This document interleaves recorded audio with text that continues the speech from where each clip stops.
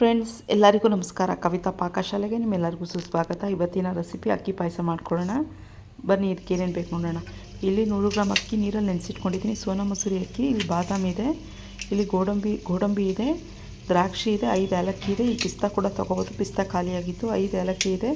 ಇದು 150 ಗ್ರಾಮ್ ಇದು ಕೋವಾ ಫ್ರೆಂಡ್ಸ್, ಎಲ್ಲ ಬೇಕ್ರಿಲಿ ಸಿಗುತ್ತೆ. ಸಪ್ಪೆ ಕೋವಾ ಅಂತ ಇದ್ರ ಹೆಸರು. ಇದು ನೋಡಿ, ಸಕ್ಕರೆ 400 ಗ್ರಾಮ್ ಇದೆ. 1.5 ಲೀಟ್ರ್ ಹಾಲಿದೆ. ಹಾಲೆಲ್ಲ ನಾವು ಹಾಕ್ಕೊತಾ ಇದ್ದೀನಿ ಒಂದು ತಪ್ಪಲೆಯಲ್ಲಿ.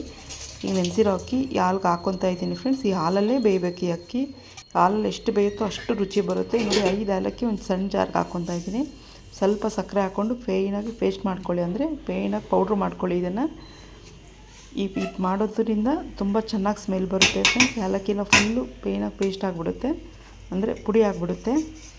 ಈಗ ನೋಡಿ, 90% ಈ ಅಕ್ಕಿ ಬೆಂದಿದೆ. ಈ ಅಕ್ಕಿ ಎಷ್ಟು ಹಾಲಲ್ಲಿ ಬೇಯುತ್ತೋ ಅಷ್ಟು ರುಚಿ ಬರುತ್ತೆ ಫ್ರೆಂಡ್ಸ್. ಇದ್ರ ಪಾಯಸದ ಹೆಸರೇ ಶೀರಾ ಅನ್ನ ಅಂತಾರೆ, ಶೀರಾ ಪಾಯಸ ಕೂಡ ಅಂತಾರೆ. ನೋಡಿ, 2 ಟೇಬಲ್ ಸ್ಪೂನ್ ದೊಡ್ಡ ಸ್ಪೂನಲ್ಲಿ ನಾನು ತುಪ್ಪ ತಗೊತಾ ಇದ್ದೀನಿ. ನಂದಿನಿ ತುಪ್ಪ ಇದು, ನೋಡ್ತಾ ಇರ್ಬೋದು. ತುಪ್ಪ ಬಿಸಿ ಆಗಲಿ. ತುಪ್ಪ ಬಿಸಿ ಆಗಿದ ತಕ್ಷಣ ದ್ರಾಕ್ಷಿ ಹಾಕ್ಕೊಂಡು ಫ್ರೈ ಮಾಡ್ಕೋಬೇಕು, ಸೀಸ್ಬಾರ್ದು ಫ್ರೆಂಡ್ಸ್. ಈ ಪಾಯಸ ದೊಡ್ಡವರಿಂದ ಚಿಕ್ಕವರೆಗೂ ಇಷ್ಟ ಆಗುತ್ತೆ. ಒಮ್ಮೆ ಟ್ರೈ ಮಾಡಿ ನೋಡಿ. ಸಪ್ಪೆ ಕೋವಾ ನಾನು ಹಾಕ್ತಾಯಿದ್ದೀನಿ.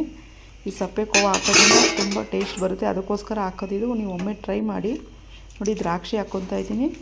ದ್ರಾಕ್ಷಿ ಚೆನ್ನಾಗಿ ಫ್ರೈ ಆಗಲಿ. ಈಗ ಸ್ಲಿಮ್ಮಲ್ಲಿ ಇಟ್ಕೊಳ್ಳಿ ಉರಿನ. ಅದೇ ಥರ ಬಾದಾಮಿ, ಗೋಡಂಬಿ ನಾನು ಕಟ್ ಮಾಡಿ ಇಟ್ಕೊಂಡಿದ್ದೀನಿ ಚಾಕುದಲ್ಲಿ. ಪಿಸ್ತಾ ಕೂಡ ಹಾಕ್ಬೋದು, ಪಿಸ್ತಾ ಖಾಲಿಯಾಗಿತ್ತು ಫ್ರೆಂಡ್ಸ್. ಈ ಡ್ರೈ ಫ್ರೂಟ್ಸು ಈ ಥರ ಕಟ್ ಮಾಡಿ ಹಾಕೋದ್ರಿಂದ ಬಾಯಿಗೆ ಸಿಗುತ್ತೆ, ತಿನ್ನುವಾಗ ತುಂಬ ಚೆನ್ನಾಗಿರುತ್ತೆ.